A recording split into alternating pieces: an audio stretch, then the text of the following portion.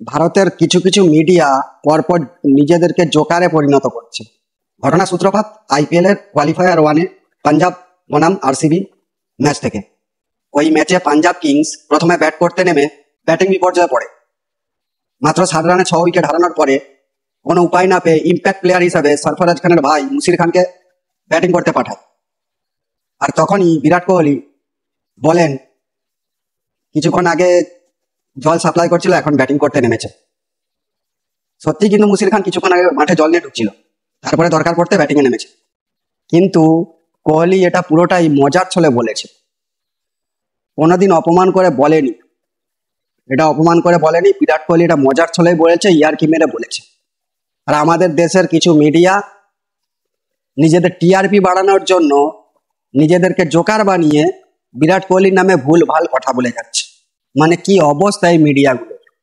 ভুলভাল নিউজ করার জন্য মানুষ এদের খবর দেখছে না, তাই উপায় না পেয়ে কি করবে, বিরাট কোহলির নাম ভাঙিয়ে খেতে চাইছে। এইসব মিডিয়াগুলোর নিউজ দেখলেই রিপোর্ট মারা উচিত, যাতে এদের ভুলভাল খবরগুলো না ছড়ানো বন্ধ হয়ে যায়।